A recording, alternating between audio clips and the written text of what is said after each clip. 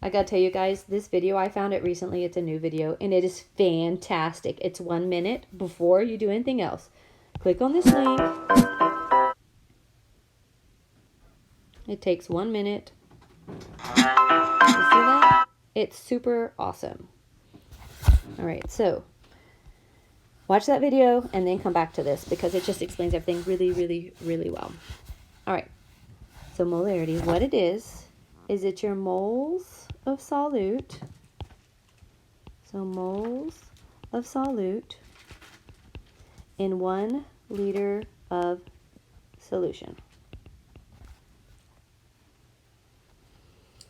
So solute, remember that's a small thing. The solution is what, when you put the solute and the solvent together, you mix it up and you end up with the solution.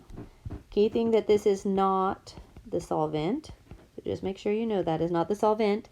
That would matter for Gen Chem 2. There's some units that have solvent on the bottom. That's Gen Chem 2. So molarity of salt in water. This can be expressed a few different ways. I am sorry because I know that you like to just have one answer. This is what it can say. It can be like 2.0 moles of sodium chloride in 1 liter of water, like we were just saying. I'm sorry, it's not water, that's the solvent, in 1 liter of solution. That would be the saltwater solution, and yes, that's a normal abbreviation for the word solution. You would also say, people are like, oh, that's too many letters. They would say 2.0 molar in ACL. I'm going to use that word because I jumped to it and I didn't mean to. You can also say 2.0 molar in ACL.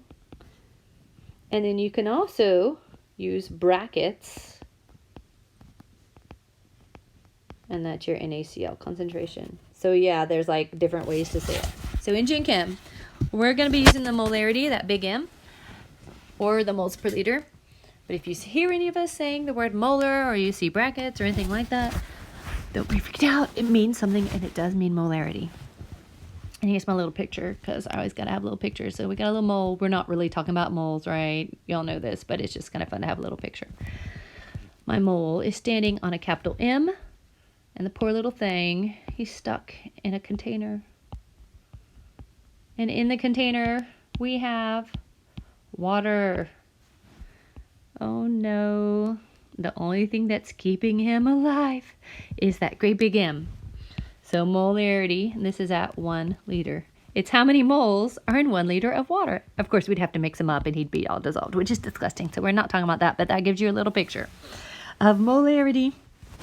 So the denominator unit for molarity, just to repeat, is liters of solution. Now, to give you some perspective of something in the lab, this is a very short video. I don't know, like 1.5 minutes, I think. Today we'll be using a volumetric. Okay, 1:45 minutes. Today we'll be using a volumetric. So this has a volumetric flask. It's a really short video. This is how you would see molarity in the lab. And the reason we talk about molarity is because in chemistry, wow, I just lost my thing. There we go. In chemistry, we do most of our chemistry, our solutions, because it's way easier to mix up a mixture and add it than trying to make a reaction happen in the solid phase. So most chemistry is in mixtures, just so you know. And then also, if you want to play around with something, this right here, that's a FET diagram. Y'all know I like them. So this is a really easy one. You can see how, like, watch the color of it. If I increase the solute, that's the solid. See how it gets more red? Or like if I decrease it, see how it's getting less? That's less concentrated. Or I can also change the volume. So if I give it more volume, it's going to be less concentrated. See? Or less volume is more concentrated. So you can play with that. All right. Problem time. So let's actually work the problems and get on with everything, right?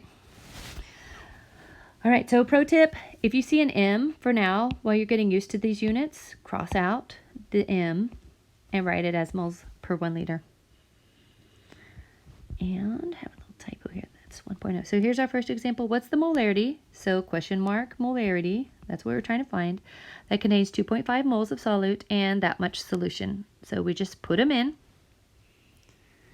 My formatting's just a little off. That one is supposed to be, here, I'll make it look like this. I'll make sure the formatting's good on y'all's. And there you go. Put that in your calculator. Make sure if you are not using the E key, make sure you use a parentheses. If you are using the E key, you don't have to. How many liters of solution are used to create a 5 molar solution? So what we're trying to find is question mark liters of solution. Now, see the M? I'm scribbling it out and I'm writing 5 moles in 1 liter. That's what that number is. Pro tip, don't put the molarity thing first. It has 2 units. 2 units means like conversion factor. It means use it later on. Don't start with it. Right here, 5 moles, that has 1 unit.